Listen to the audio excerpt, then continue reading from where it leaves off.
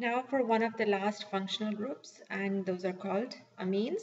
In this little presentation, we will talk about nomenclature and the properties of amines. So amines are organic derivatives of ammonia, NH3, as you know of from GenChem.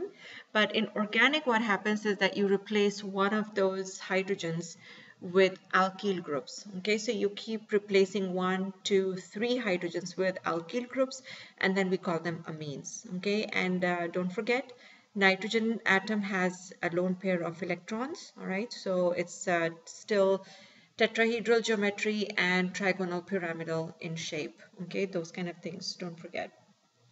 All right, and then let's see, yeah, the lone pair of electrons makes the amines both basic and nucleophilic. Basic coming from the fact that it's a Lewis base. Okay, so we'll talk about that because that's an important property of amines.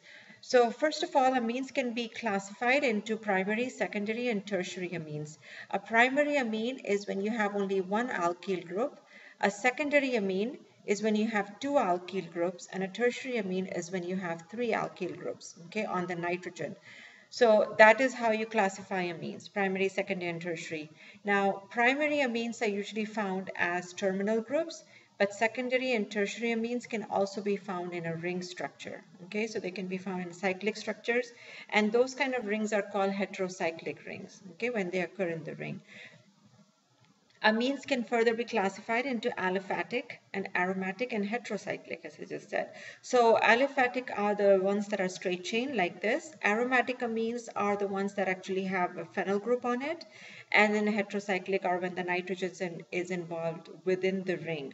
All three of them are so common that is why we have to kind of talk about this. Okay, so aliphatic, aromatic, and heterocyclic, and then primary, secondary, and tertiary amines. That's the key thing here. So some basic nomenclature here. When you're talking about aliphatic amines, then you replace the suffix E of the parent alkane with an amine. So the first one, which is methane, would become methanamine. Second one would become ethanamine. Third one would be propanamine, yes. And so this one here, now you have to start indicating where that amine is, because as soon as you have 3 carbons in them, so you have to say it's 1 propanamine versus 2 propanamine, or you can also say N-propylamine, and then this is isopropylamine. Okay, so you can call it either that also. That's the general name. This, of course, here 2-propanamine is the IUPAC name. Here we have a phenyl ring with 2 carbons on the outside, so it's much better to go ahead and say ethanamine, and then you indicate where your amine group is and of course where the phenyl group is. Okay, so it's you start counting from more substitution. So 1 phenyl ethanamine. Okay, and so the S here of course indicates the stereochemistry, okay, which you still have to do. But anyhow, this is 1 phenyl ethanamine. When you have 2 amine groups on there, then you have to number both of them. So this is 1,6-hexane diamine. So the 1,6 tells you the location of the 2 amine groups, and of course there are 6 carbons in here. The di tells you there are 2 amine groups. In case of aromatic amines, okay, you have this one which you have done before. This is called aniline. And whenever you have substituents, you try and keep the base name as aniline. Okay, now in case you can't, so for example, if you have benzoic acid, then you can call this group as an amino group. Okay, that is your substituent for the nitrogen for NH2. So, but in all of these cases that I have over here, these are all called aniline as their base name. So the second one is 4-nitroaniline. The third one here is 4-methyl-aniline. This is also called toluidine. Okay, remember toluene is this little functionality, and then ene tells you there is an amine in there. Okay, so this is para-toluidine, and then there is this 3-methoxyaniline, which is anisidine. Okay, and I don't expect you to remember these general names over here. This would be really hard. So stick to the IUPAC names for the aromatic rings. So here, if you have to have 2 groups on there, which you can't name as to, you know, the base name, then you go ahead and use that as a substituent. Okay, so as I said over here, when you have this one, for example, where you have benzoic acid, then you give benzoic acid the base name and you call the amino group the amino group. Okay, so 4-aminobenzoic acid. And in this case, you have to give the priority to alcohol. We are talking about amine groups at the almost at the end of the semester of the 2 organic semesters, but amine group really have no priority at all. As far as the nomenclature is concerned, the only priority they have is alphabetical because they are A. Other than that, there is no priority. So alcohols take priority over amines, so which means that you will start numbering from the alcohol group, and your base name will also be of the alcohol. So this is butanol, and so this would be 2-amino-3-methylbutanol, and if there is any stereochemistry, go ahead and mention that too.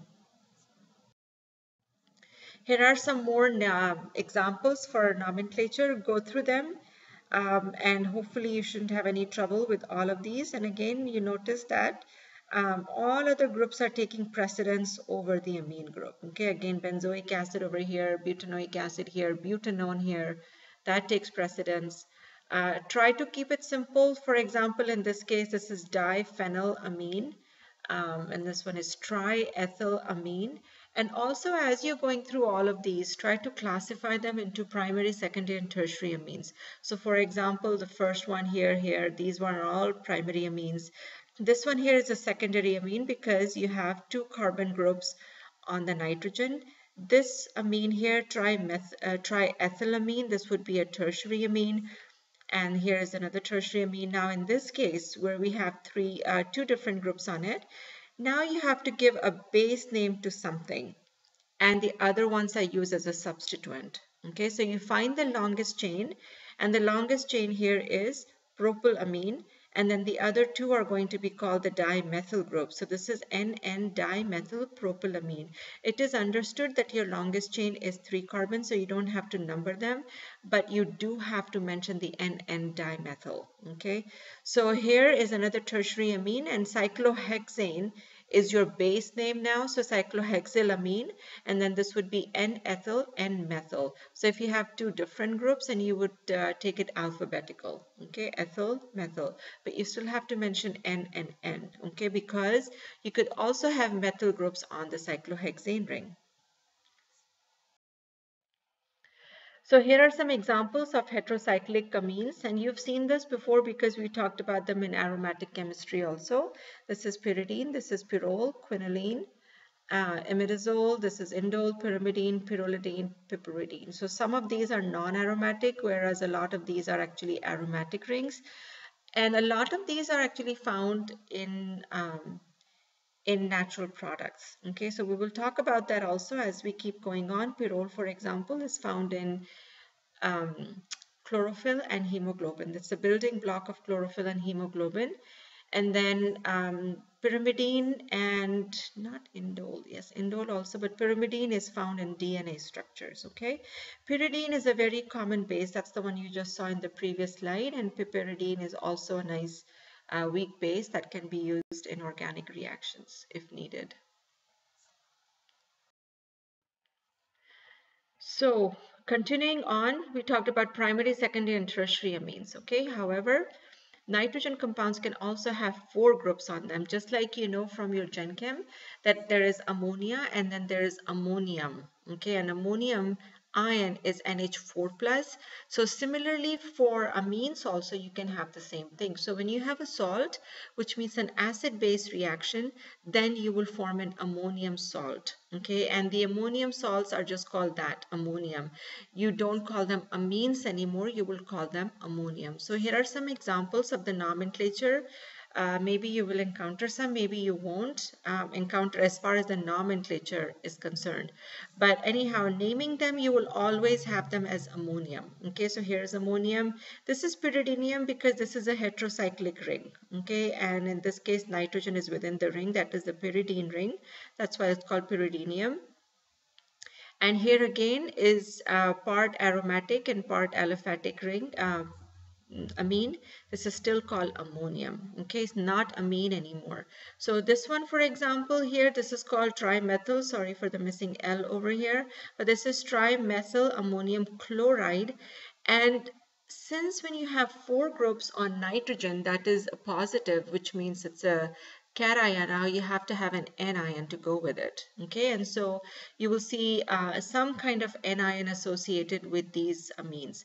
These amines, by the way, these are called quaternary salts because usually they're formed as a result of acid-base reaction. So acid bases give you salt and water. In this case, there is no water because most of these reactions are going to be like a Lewis acid base reactions. So, but you will have an anion there, okay? And so these quaternary salts are all ionic. So trimethyl ammonium chloride, this is pyridinium chloride, and then this one a little bit more complicated, but however the anion here is hydroxide, okay, not chloride. So you will have some sort of an anion associated, and these things are called quaternary salts. Quaternary coming from the fact that there are 4 things associated with the amine.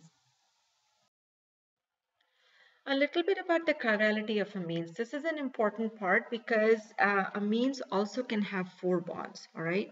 So first let's talk about amines as in like tertiary amines, okay? So primary, secondary, tertiary. So just like carbon with 4 bonds can be chiral. Amines can also be chiral because they have one lone pair of electrons. Okay, so if you have an amine like this where you have 3 different groups on it, a hydrogen, a methyl, and an ethyl, the 4th different group is considered to be the lone pair of electron.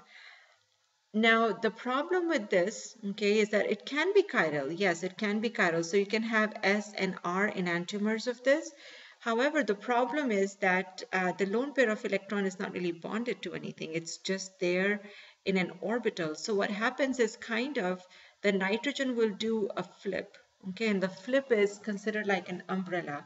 And so if you have an umbrella and there is a high wind, the umbrella will just completely flip. Okay, so in that case, the stereochemistry is not consistent. Okay, so because of that flipping, the R and the S, the enantiomers kind of, you end up always getting a racemic mixture. So it's not going to be chiral, even though they can be chiral. Okay, but you will always have racemic mixture.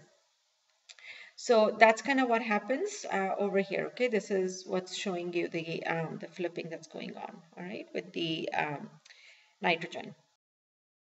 However, as soon as you make 4 bonds on it, okay, like we just talked about with the quaternary salts, now you have locked the nitrogen into position. Okay, so whether you treat it with HCl to make it another hydrogen in there to lock it up, but so long the nitrogen has 4 different groups and not a single lone pair of electron left on the nitrogen, then you have locked the nitrogen into a particular configuration, and so now you can start having enantiomers, the S enantiomer and R enantiomer, for example, in this case, because there is no flipping possible anymore. Okay, so one of these groups can be hydrogen, no problem.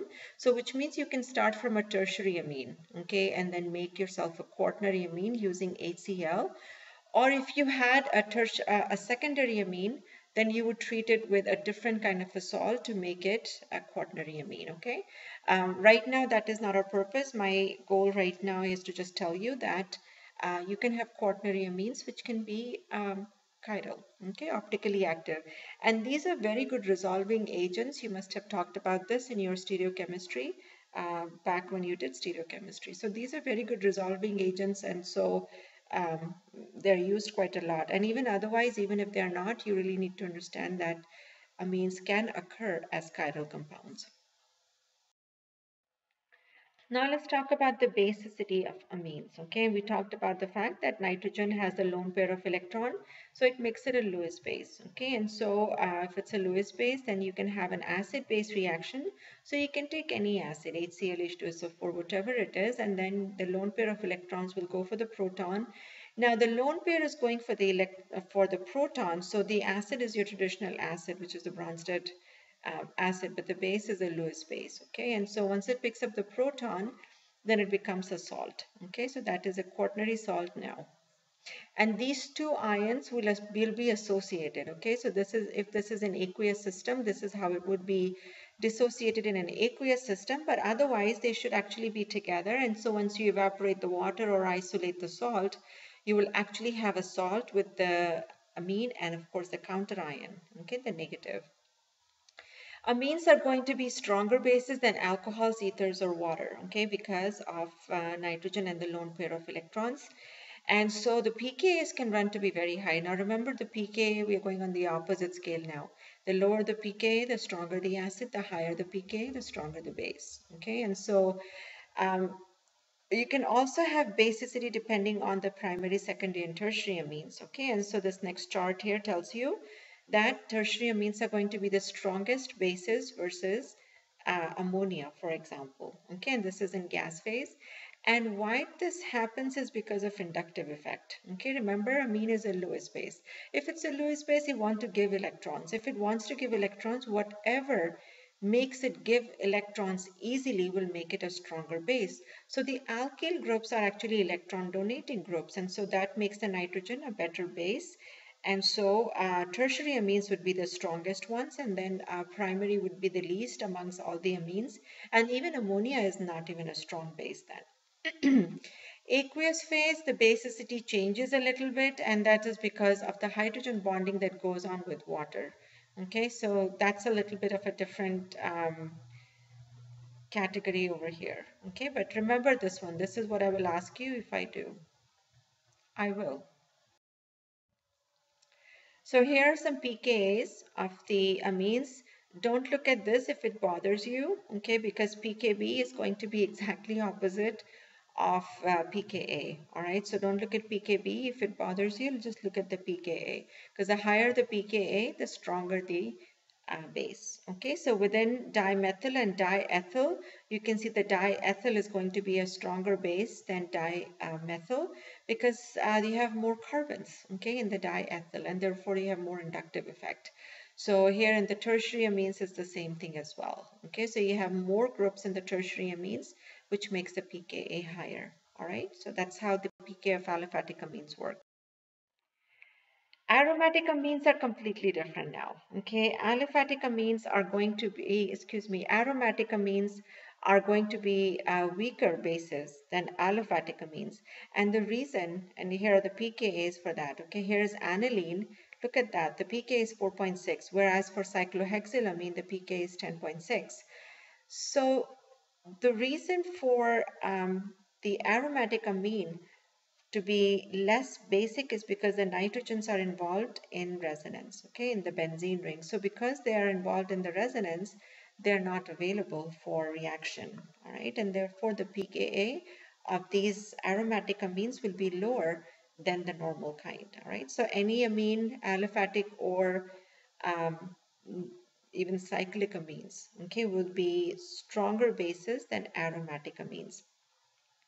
Now, in this case, you just have aniline, but if you have substituted arylamines, then you really have to look at the groups that you have. Okay, so for example, if you have electron donating groups, then they will make the corresponding amine a little bit stronger. If you have electron withdrawing groups, then they will make it weaker, okay, which is pretty normal, okay, in any case. But at least the pKa's will be a little bit higher, all right, for the electron donating substituent, because that makes the amine a little bit more basic.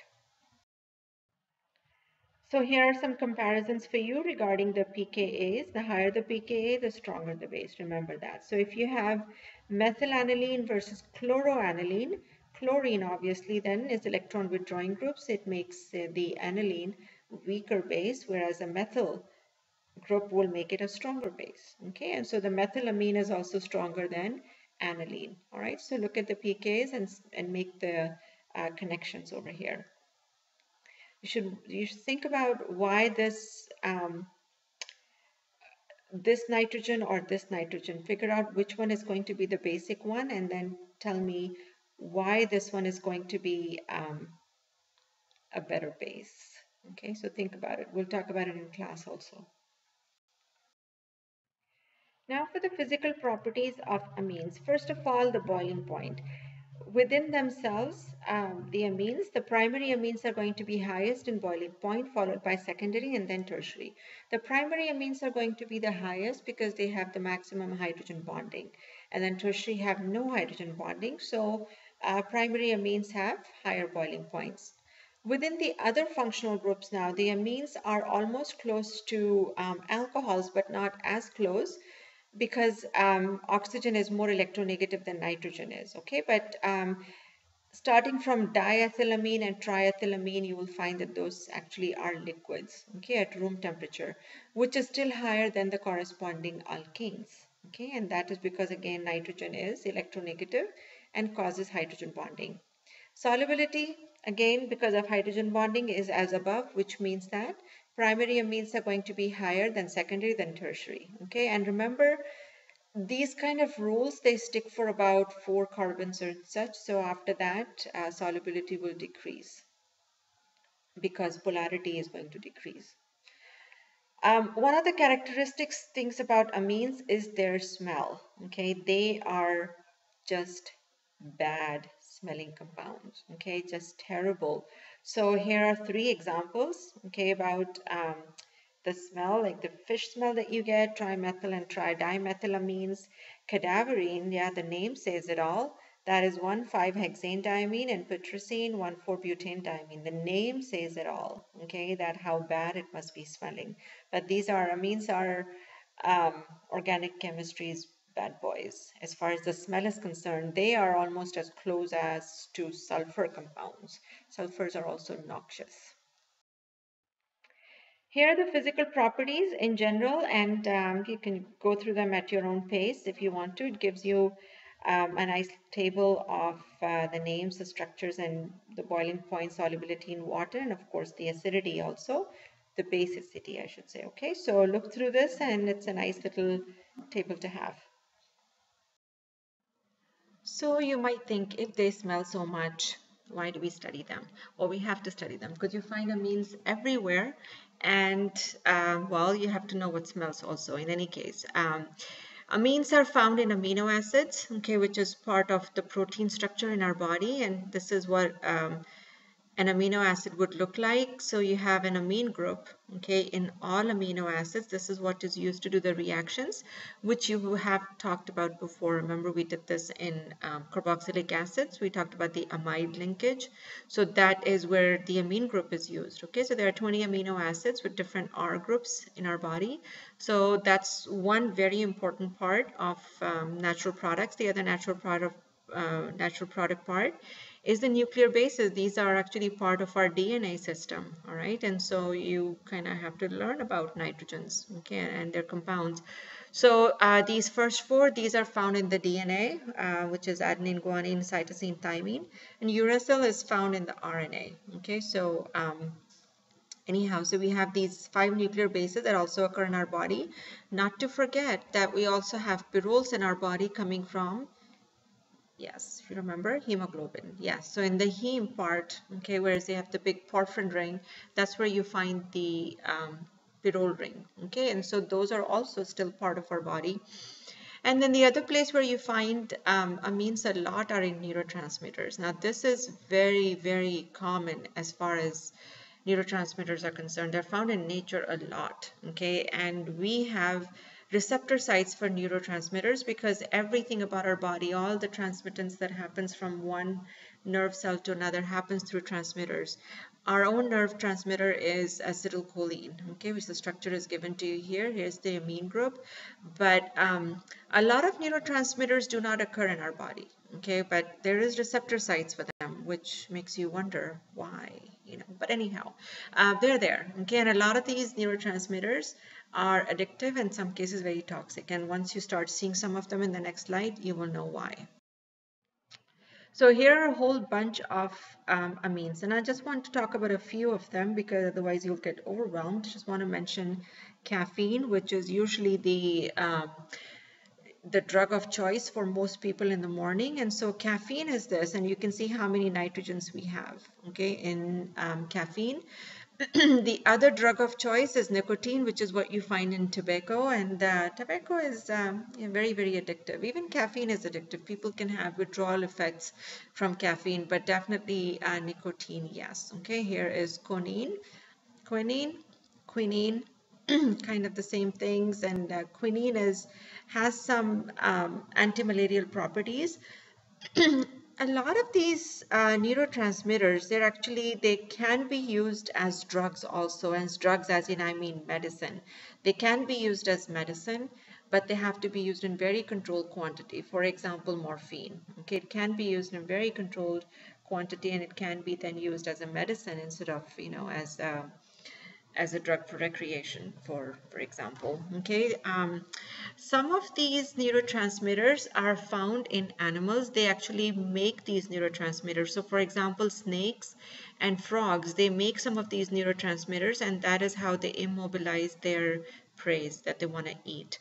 So strychnine, for example, and some of the other ones, they're found in frogs and snakes and some other lizards. Okay, and so very common.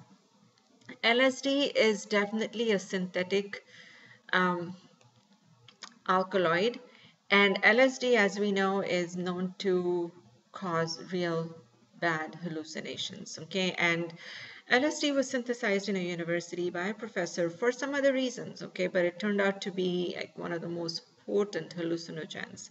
So one has to be really careful of the alkaloids. Okay, they're not all that fun. But I want you to also look at the structures of all of these alkaloids and look at where the nitrogen exists. A lot of them actually exist in the ring. Okay, they're not existing as amines. They exist as part of the ring. Not that makes them alkaloids. Why we call them alkaloids is because they're coming from alka meaning base, which is the nitrogen. Okay, so basic compounds, okay, that would be alkaloids. But in any case, just as a point of observation, okay, a lot of these amines are inside the ring. Amines are also found in a lot of dyes. Now, amines can be found in natural dyes also and a lot of artificial dyes, okay, which means synthetic dyes. So, for example, methyl orange is made up of these two nitrogen. These are called aza linkages, and this is a diaza linkage because you have two nitrogens over here.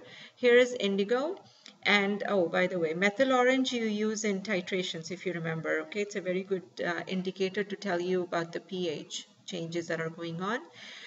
Indigo is this, and again it has nitrogen in it, and I like indigo because of course, yes, it is from India and it is a naturally occurring dye, and without indigo there would be no jeans. Or would there? No.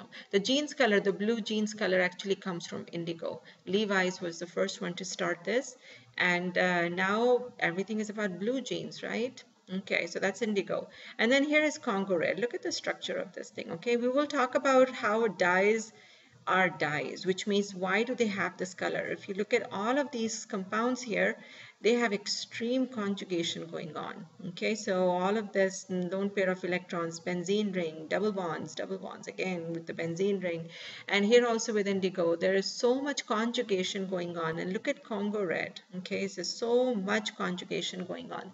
We will talk about this when we talk about visible spectroscopy. Okay. So keep in mind about all these dyes. Now, Congo red can also occur naturally, and it's used a lot more in medicine now than to dye clothes, for example. Okay, and so this is a little bit different kind of a dye. So finally, your keywords and your concepts that you need for this chapter is you must know the nomenclature, you must know the physical properties, and you of course must know the basicity. I will ask you to compare the physical and the basicity, physical properties and the basicity of amines. Okay, that's a given. If you don't remember any of the alkaloids, I'll survive.